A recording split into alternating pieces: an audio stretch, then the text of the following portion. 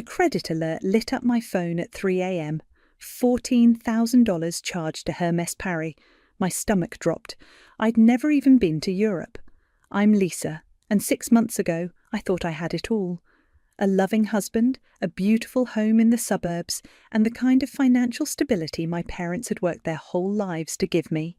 Now I was staring at my phone in the dark, trying to make sense of numbers that shouldn't exist.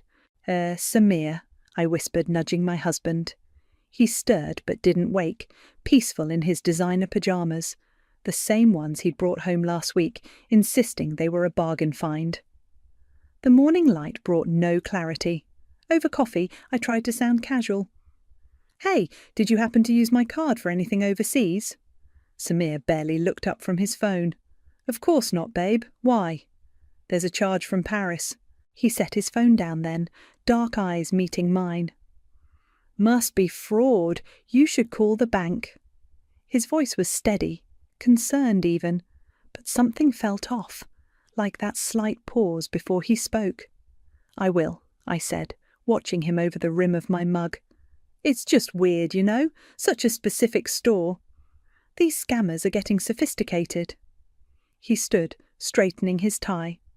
"Don't worry about it. I'm heading to Mum and Dad's before work. Dad needs help with some investment stuff." I nodded, remembering the first time I'd met his parents. Yolanda had swept me into a perfumed embrace, diamonds glinting at her throat. "Welcome to the family, darling," she'd said, while Zechariah looked on with approval. They lived in a mansion that screamed old money, though Samir had mentioned they'd had some setbacks recently. The bank representative was helpful, but what she told me made my blood run cold. "Mrs. Watson, this charge was approved in person, the chip was present, and the PIN was used correctly." "That's impossible," I said, pacing our kitchen. "I have my card right here." "There appear to be 2 active cards on this account." I stopped moving. 2? "Yes, both issued to Lisa Watson. One activated 6 months ago, shortly after your name change." My wedding had been 6 months ago. I hung up and called my best friend Poppy. She picked up on the first ring. "Girl, you're calling me before noon on a workday. Who died?" "I think my husband's stealing from me." Silence. Then, "Get your ass to my office now." Poppy's law office was all glass and steel, but her presence made it warm. She listened without interrupting as I explained about the charge, the duplicate card. "Have you checked your credit report?" she asked when I finished. "Not recently. I have good credit. I always have." She was already typing. "Log into your accounts, all of them, now." An hour later, I sat back, numb. 5 new credit cards I'd never applied for. Charges to luxury stores, first-class flights, hotel suites, all in my name. "This is identity theft," Poppy said quietly. "You need to decide what you want to do about it." "I need to talk to Samir first. Maybe there's an explanation." "Lisa?" Poppy leaned forward. "You're in finance. You know better than this. These signatures, they're forged. This isn't a misunderstanding." My phone buzzed. A text from Yolanda. "Sunday brunch tomorrow, darling. I simply must show you what your father-in-law bought me in Paris. You'll die." I stared at the message, remembering Samir's words this morning. The investment stuff, the setbacks, the designer pyjamas. "I need to see something first," I told Poppy, "before we do anything official." "Be careful," she warned. "If you're right about this, you're dealing with people who think they're entitled to your life." I nodded, already planning tomorrow's brunch. I'd wear my favourite blue dress, the one that made me look innocent, trusting. I'd smile and laugh at Yolanda's stories, and I'd look for a silk scarf that cost $14,000. "I will be," I promised Poppy. "But first I need to know exactly what I'm dealing with." Walking to my car, I thought about my dad, who'd worked 2 jobs to keep our family afloat, who'd taught me about saving, about earning what you have, about respect. Another text from Yolanda. "Bring that lovely checkbook of yours, dear. Your father-in-law has an amazing investment opportunity to discuss." I got in my car and started the engine, hands steady on the wheel. Sunday brunch was going to be very interesting indeed. Sunday brunch at the Watson estate always felt like stepping into a museum where you couldn't touch anything. Today, the marble foyer gleamed as I entered, my heels clicking against the floor. The sound of tinkling crystal and laughter drifted from the sunroom. "There's my beautiful daughter-in-law." Yolanda's voice carried across the space. She floated toward me in a cloud of Chanel No. 5, and there it was, wrapped artfully around her neck, a distinctive orange silk scarf with a pattern I'd seen on my credit statement. My stomach churned, but I smiled. "That's gorgeous," I said, gesturing to the scarf. "Is that new?" "Oh, this little thing." She touched it delicately. "Zechariah surprised me in Paris. You know how he loves to spoil me." Except Zechariah hadn't been to Paris. I'd checked their social media obsessively last night. They hadn't left the country in months. "Lisa, darling," Zechariah emerged from his study, laptop under his arm. "Perfect timing. I have something exciting to discuss." Samir appeared behind him, looking nervous. "Dad, maybe we should let Lisa eat first." "Nonsense." Zechariah guided me to the dining room, where crystal glasses caught the morning light. The best deals are discussed over good food. The maid, a new one I noticed, served mimosas and eggs Benedict. Yolanda dominated the conversation, describing a spa weekend I was certain matched another mysterious charge on my credit card. "And Lisa," Zechariah cut in, opening his laptop, "I found an incredible investment opportunity. High returns, minimal risk. I can get you in, but we need to act fast." I took a sip of mimosa. "How much are we talking about?" "Just 50,000 to start. A drop in the bucket considering the potential returns." Samir wouldn't meet my eyes. "That's a lot of money," I said carefully. "I'd need to think about it." Yolanda laughed, the sound like breaking glass. "Oh, darling, that's just what wives do. We support the family's ventures. When I married Zechariah, I gave him complete access to my inheritance. It's about trust." Speaking of trust, I pulled out my phone. I got the strangest alert about a charge in Paris. The room went still. Samir's fork clattered against his plate. "Must be fraud," Zechariah said quickly. "Terrible thing, identity theft." "Isn't it?" I smiled, watching Yolanda's hand drift to her scarf. "The bank said the card was used in person." "Well, these criminals are very sophisticated nowadays," Yolanda waved her hand dismissively. "Samir, pour your wife more mimosa. Lisa, you simply must try these truffles, imported from Italy." More charges I'd probably paid for. I accepted the glass from Samir, noting how his hand shook slightly. "Actually," I said, "I'd love to hear more about the investment opportunity. Could you email me the details?" "Of course," Zechariah brightened. "I'll need you to sign some preliminary paperwork. Nothing major, just standard forms." I bet they were. "Send everything to my work email. I'll have our legal team look it over." Samir choked on his drink. "That won't be necessary, babe. Dad's been doing this for years." Even better reason to do things properly. I stood, smoothing my dress. "I should get going. Early meeting tomorrow." Yolanda rose to embrace me, the silk scarf brushing my cheek.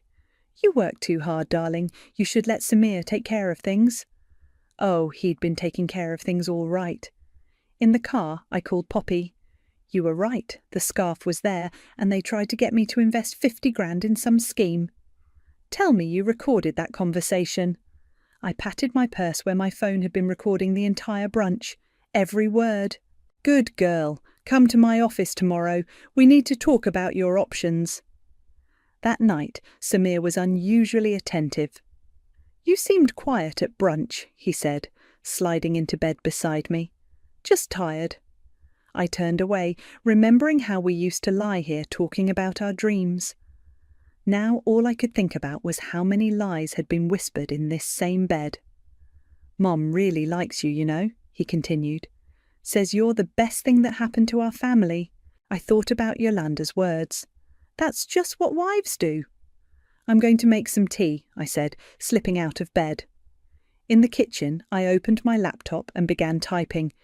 "Dear Mr. McCormick, I'd like to report a case of identity theft and credit card fraud."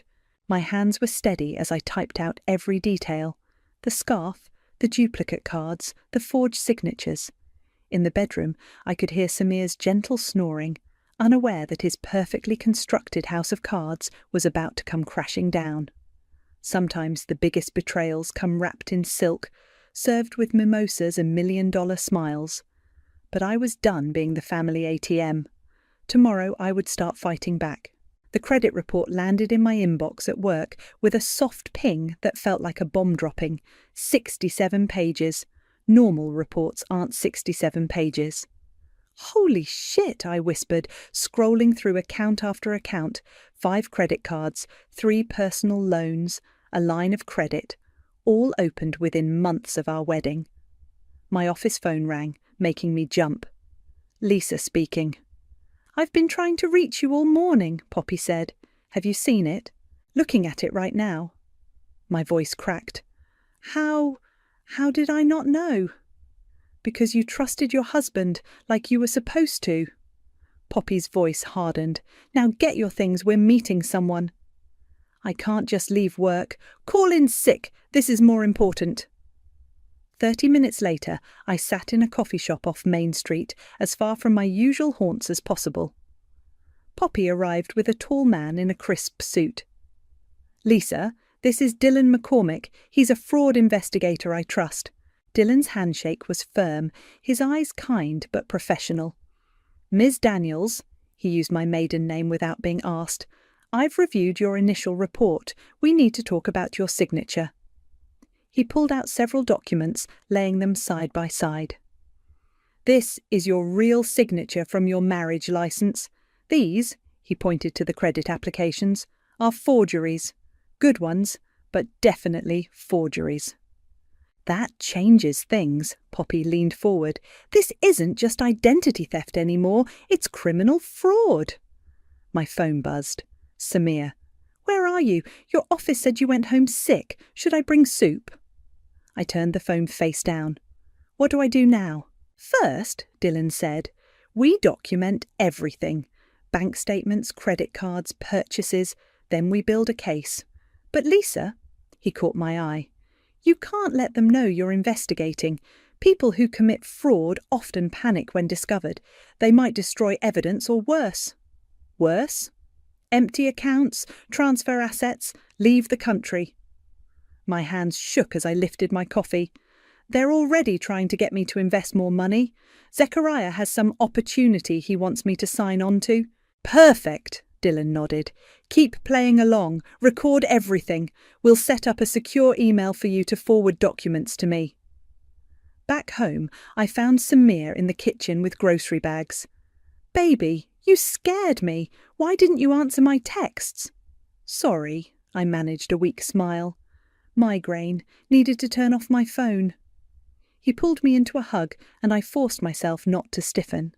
"Poor thing. I got your favourite soup. Oh, and Mum wanted me to remind you about the investment paperwork." "Right." I pulled away, pretending to rub my temples. "Did your dad email it?" "I can just bring it home, save you the hassle of reviewing it." "No," I said too quickly. "I mean, email's better, for my records." He gave me an odd look but nodded. That night I waited until Samir was asleep before slipping into our home office. The filing cabinet yielded more horrors. Statements from accounts I never knew existed, receipts for jewellery and watches, first-class airline tickets. My phone lit up with a text from my cousin Jasmine. "Girl, your in-laws are living large. Check Insta." I opened Instagram to find photos from a charity gala. Yolanda dripping in diamonds, Zechariah showing off a new Rolex. The caption read, "Supporting the arts with the fam, Tsa blessed Nahu giving back." Those diamonds matched a $23,000 charge from last month. My hands trembled as I took screenshots and forwarded them to Dylan. The next morning, Samir dropped another bomb. "Honey, we need to talk about the mortgage." I looked up from my untouched breakfast. "What about it?" "We're a bit behind, nothing serious, but Dad suggested we might tap into your 401k to catch up, just temporarily." The room spun. They'd maxed out my credit and now they wanted my retirement savings. "I'll think about it," I said, fighting to keep my voice steady. "It's what families do," he said, kissing my cheek. "We help each other." After he left, I ran to the bathroom and threw up. Then I called Poppy. "They want my 401k, I gasped. "Like hell they do. Lisa, we have enough. Dylan can move whenever you're ready." I thought about my dad again, how he'd worked overtime to help me start that 401k when I got my first job. "Not yet," I said. "I want all of it. Every receipt, every lie, every fake signature. I want them to understand exactly what they did." "Okay," Poppy said softly, "but be careful. You're playing with fire." I touched my wedding ring, remembering our vows, for better or worse, in sickness and in health, but nobody mentioned in theft and in fraud. "Don't worry," I said. "I'm done getting burned." The Watson estate looked different now that I knew it was built on my stolen credit. Every crystal glass, every piece of art screamed fraud. But I smiled as Yolanda ushered me into their living room for afternoon tea. "Lisa, darling, we've missed you." She air-kissed my cheeks. "I've been telling everyone what a blessing you are to this family." My phone recorded quietly in my pocket as I settled onto their Italian leather sofa. "That's so sweet." "Of course, not every daughter-in-law understands family obligation like you do." Yolanda poured tea into delicate cups that probably cost more than my first car. "Zechariah, come join us. Look who's here." Zechariah emerged from his study wearing a golf outfit that still had the price tags tucked inside. I caught a glimpse as he sat down. Another charge I'd probably find on my next statement. "Lisa? Perfect timing. I was just about to call about that investment opportunity." "Yes," I smiled, taking out my notebook. "I'd love to hear more details." He launched into a complicated explanation about offshore accounts and guaranteed returns. I took notes, watching Yolanda fidget with her new tennis bracelet. "It's really quite simple," Zechariah concluded. "We just need you to sign these forms." He slid a stack of papers across the coffee table. I pretended to review them. "This looks like it needs to be notarized." "Oh, don't worry about that," Yolanda waved her hand. "Samir can handle all those tedious details, like he handled the credit card applications." The words slipped out before I could stop them. The room went silent. Yolanda's teacup froze halfway to her lips. "I'm sorry." Zechariah's voice was sharp. I forced a laugh. "Oh, just thinking about all the paperwork Samir helps with. He's so good with that stuff." "Yes," Yolanda recovered quickly. "We raised him to understand the importance of family prosperity. You know, before you came along, we were worried he might marry someone less understanding." "Less understanding?" "Someone who didn't appreciate the Watson name." Zechariah's tone was patronizing. "You're lucky to carry it, my dear." My phone buzzed. A text from Dylan. "Got the mortgage docs. Forgery confirmed. Ready when you are." Speaking of the Watson name, I kept my voice light. "I saw the photos from the charity gala. Those diamonds were stunning, Yolanda." "Weren't they?" Zechariah surprised me. She touched the tennis bracelet. "Though I suppose you already knew about them, didn't you?" My blood ran cold. "What do you mean?" "Well, your name is on all the accounts, darling. Don't play coy. It's not attractive." They knew. They knew I knew, and they didn't care. "More tea?" Yolanda smiled, all teeth and triumph. "No, thank you." I stood up, hands steady. "I should go." "But we haven't finished discussing the investment," Zechariah protested. "I'll think about it." "Lisa." His voice stopped me at the door. "Remember who we are, what this family has given you." Given me? They'd taken everything. In my car, I played back the recording. Their voices were clear, confident, entitled. I forwarded it to Dylan and Poppy, then drove straight to Poppy's office. She was waiting with a stack of documents. They admitted it, on record. They practically bragged about it. My voice shook. They think I'm their personal piggy bank. Well, they thought wrong. She spread out papers across her desk. "Look at these. Credit applications, loan documents, even the mortgage refinance, all with forged signatures, all federal crimes. What's the penalty? With these amounts, years in prison, plus restitution. My phone lit up with a text from Samir. Mum says you left upset. Everything okay, babe?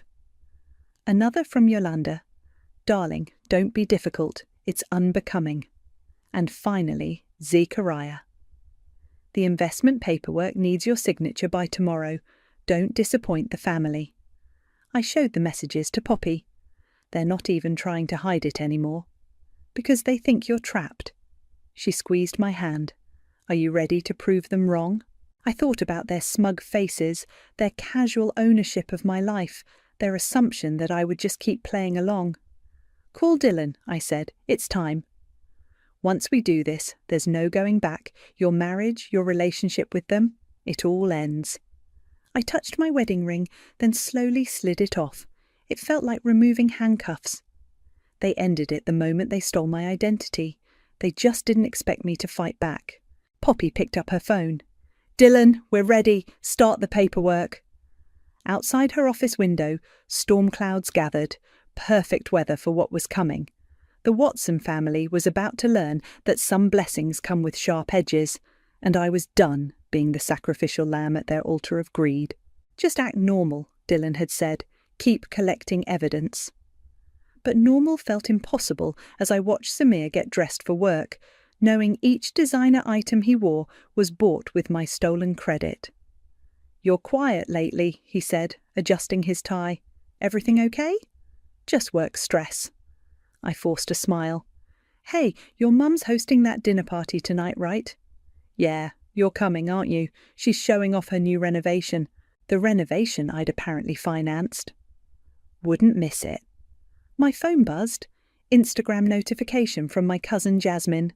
My heart stopped. There in her latest post was Yolanda at some luxury boutique surrounded by shopping bags. The caption read, Shopping with the fabulous Mrs. W. That crocodile bag is everything. Taste luxury life. I zoomed in on the receipt visible in one of the bags.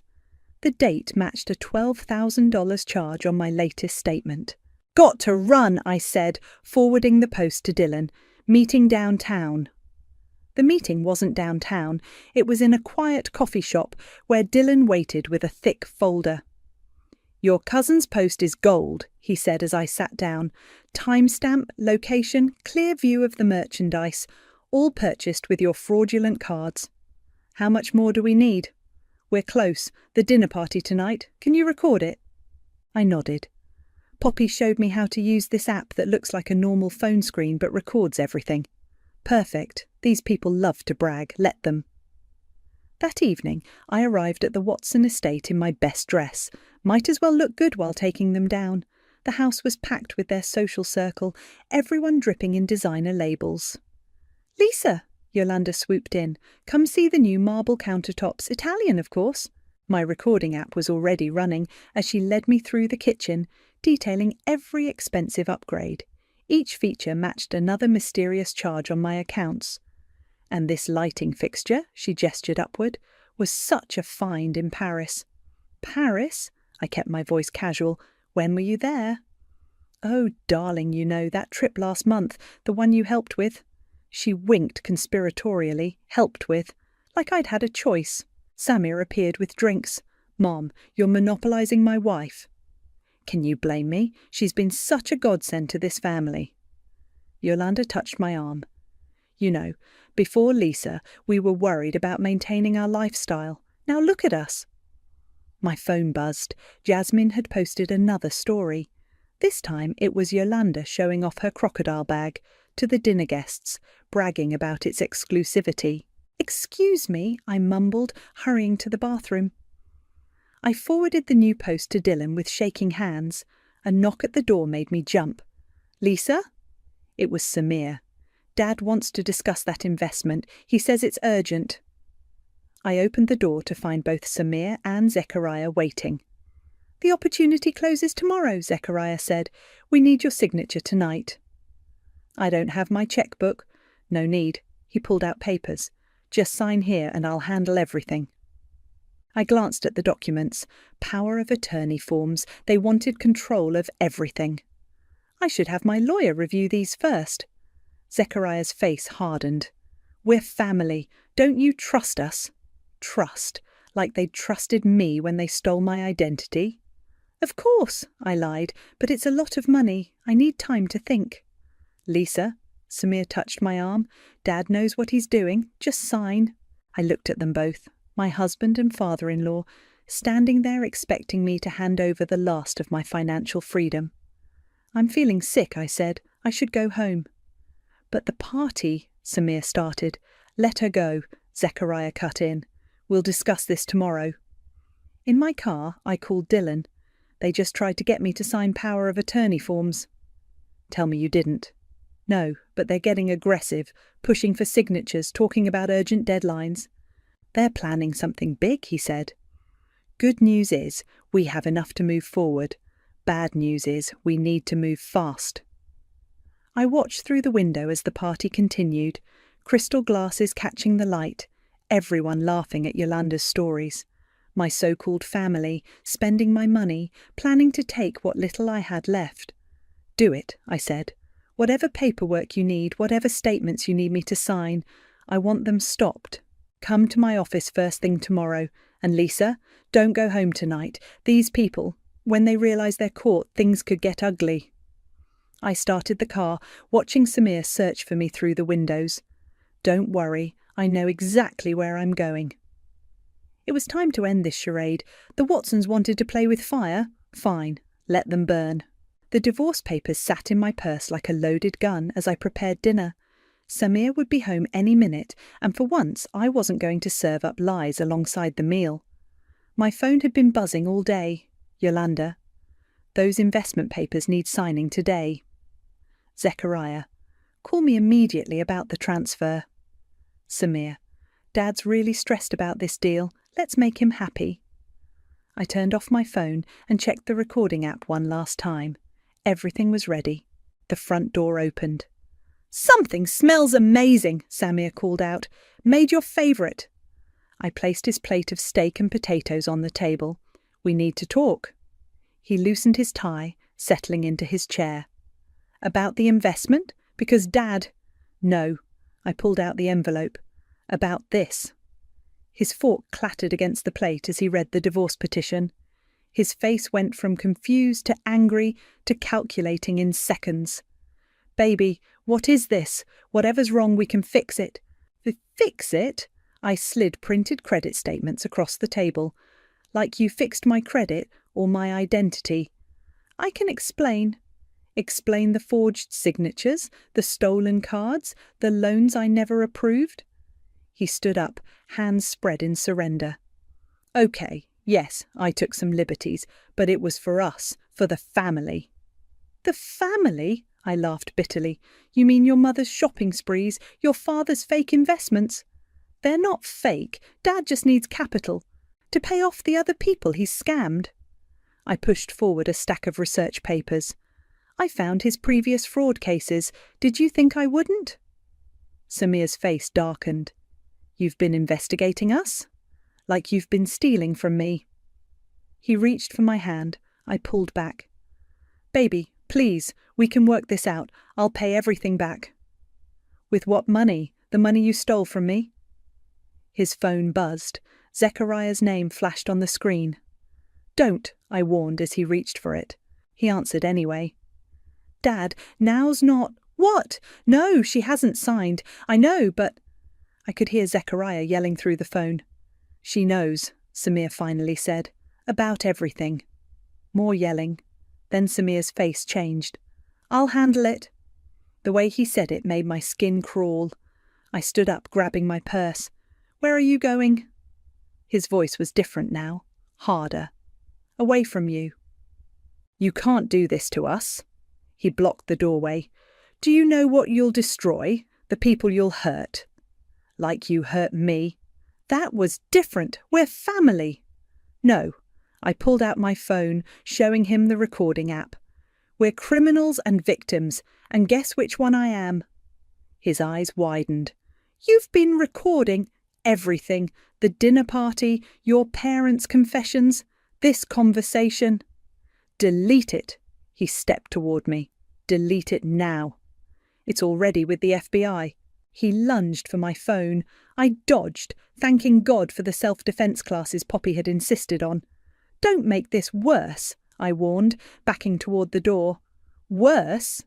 He laughed desperately. "You're destroying everything. Our marriage, my family's reputation. You destroyed those things. Every time you forged my signature, every time you stole my money, every time you lied." My phone buzzed. Dylan signaled that everything was in place. "I'm leaving," I said. "Don't try to stop me." "They'll never believe you," he called after me. "We're respected in this community. You're just a gold digger trying to cause trouble." I turned back one last time. "Check your email. The FBI will be contacting you shortly about their fraud investigation." His face went pale. "You wouldn't?" "I already did." I touched my bare ring finger. "Goodbye, Samir." Outside, rain had started falling. I got in my car, hands shaking as I started the engine. Through the window, I saw Yolanda pull up in her luxury SUV, probably coming to pressure me about the investment. She waved, all smiles, not knowing her world was about to implode. I drove to Poppy's house, where a spare room and a glass of wine waited. Tomorrow the FBI would move in. Tomorrow the Watsons would learn what happens when you mistake kindness for weakness. My phone lit up with messages. "Samir, please come home, we can fix this." Yolanda, "What have you done?" Zechariah, "You'll regret this." I blocked their numbers one by one. Sometimes the bravest thing you can do is walk away. Sometimes the strongest thing you can do is fight back. And sometimes justice comes with divorce papers and an FBI investigation. Let them panic. Let them scheme. Their time was up, and mine was just beginning. The FBI moved in at dawn. I watched from my parked car down the street as 3 black SUVs pulled up to the Watson estate. Dylan had texted me the timing, suggesting I might want to witness the end of my nightmare. "Federal agents, open up!" The sound carried clearly across the morning quiet. Through my windshield, I watched Zechariah open the door in his expensive pajamas, face shifting from annoyance to fear as badges were thrust in his face. "What is the meaning of this?" His voice carried across the lawn. "Sir, we have a warrant to search these premises in connection with multiple counts of fraud and identity theft." Yolanda appeared behind him in her silk robe. "This is ridiculous. Do you know who we are?" "Yes, ma'am, that's why we're here." Neighbours started emerging from their houses as agents streamed into the mansion. I could hear Yolanda's shrill protests. "Those are my personal belongings. You can't touch those." My phone buzzed. "Poppy, turn on the local news. They're covering it live." Sure enough, news vans were pulling up, cameras rolling as agents carried out boxes of documents, designer bags, jewellery. "Mrs. Watson," a reporter called out, "can you comment on the fraud allegations?" "This is all a misunderstanding." Yolanda tried to block a photographer. "That ungrateful girl is lying." A commotion drew my attention to a police car pulling up. Samir emerged from the house in handcuffs, head down. "Sir, did you knowingly forge your wife's signature on credit applications?" He looked up then, straight at my car. Even from this distance, I could see the mix of anger and desperation in his eyes. My phone rang. "Dylan, we found everything exactly where you said it would be. The forged documents, the credit cards, even receipts they kept as trophies. You did good, Lisa." I watched as an agent carried out the Hermes scarf, the one that had started it all. Yolanda lunged for it, screaming, "That's mine!" "Actually," the agent replied, "according to our evidence, it belongs to Lisa Daniels." "That little witch!" Yolanda spun toward my car. "She's out there watching, isn't she? Lisa, show yourself." I started my engine. I'd seen enough. But before I could drive away, Zechariah broke free from the agents and ran toward my car. "You think this is over?" he shouted. "We made you. You're nothing without the Watson name." 2 agents tackled him to the manicured lawn. As they helped him up, I finally rolled down my window. "Actually," I said clearly, "I'm everything without it." The news cameras swung toward me. Reporters rushed over, but I was already pulling away.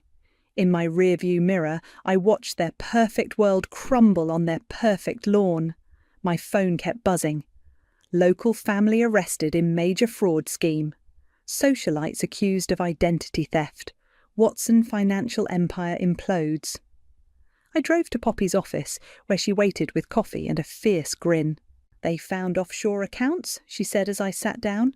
"Millions hidden away. Your case broke open dozens of other frauds they'd committed. How long will they go away for? With these charges, years, plus full restitution to you and their other victims." I sank into her couch, suddenly exhausted. I kept wondering if I was doing the right thing, if I was being too harsh. They stole your identity, your money, your trust. They deserved everything they got. My phone buzzed again. Jasmine. "OMG! Just saw the news! That Hermes scarf! No wonder Yolanda was always bragging about her generous daughter-in-law."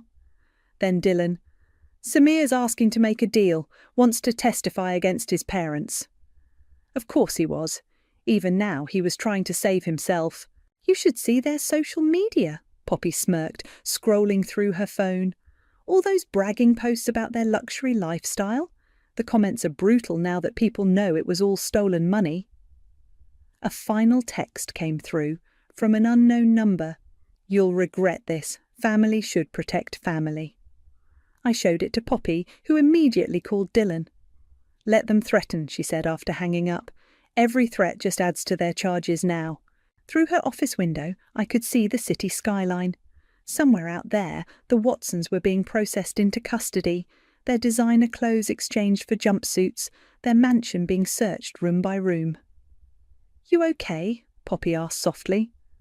I touched my bare ring finger, remembering the girl who'd once believed in fairy tales about family and trust. "I will be," I said, and for the first time in months I actually meant it. Sometimes justice wears a badge, sometimes it arrives in dawn raids and handcuffs, and sometimes it looks like a woman who finally decided to fight back. The courtroom fell silent as the judge cleared his throat. I sat between Poppy and Dylan, my hands clasped tightly in my lap. "In the matter of federal fraud charges," the judge began, "this court finds the defendants guilty on all counts." Yolanda's perfectly maintained facade finally cracked. She crumpled into her designer suit, mascara running. Behind her, Zechariah stared straight ahead, his face ashen. "The defendant, Samir," the judge continued, "in light of his cooperation, will serve 5 years. Zechariah and Yolanda Watson will serve 12 years each, with mandatory restitution to all victims." I released a breath I didn't know I'd been holding. Samir turned to look at me from his seat, but I kept my eyes forward. "Additionally," the judge added, "the court orders the immediate liquidation of all assets to repay the victims of this extensive fraud scheme." Outside the courthouse, reporters swarmed. Dylan shielded me as cameras flashed. "Lisa!" Yolanda's voice cut through the chaos as officers led her toward the prison transport. "We're still family. You can't let them do this." I stopped and turned. Family doesn't steal from family. "We gave you everything." "No," I said clearly, making sure the cameras caught every word. "You took everything, and now you're paying it back." Poppy squeezed my arm. "Come on, there's something you need to see." She drove me to my old house, the one I'd shared with Samir. A sold sign stood in the yard. "The liquidation starts here," she explained. "The proceeds will help repay what they stole from you." My phone buzzed. A news alert. "Watson estate seized. Luxury items to be auctioned."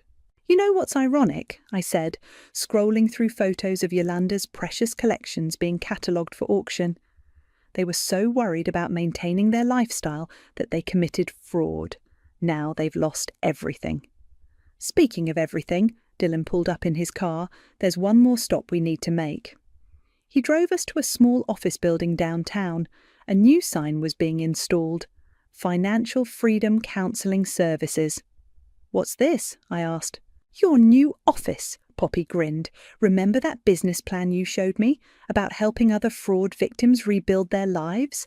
Well, the restitution money is enough to get you started." I stared at the sign, remembering all the nights I'd dreamed of turning my nightmare into something meaningful. "There's more," Dylan added. "We've already got clients, other victims of the Watsons who need help rebuilding their credit, their lives." My phone buzzed again. "Jasmine, just saw the sentencing news. Girl, you're trending. Justice served." I opened social media to find thousands of supportive messages. "You gave us courage to fight back. Thank you for exposing these predators.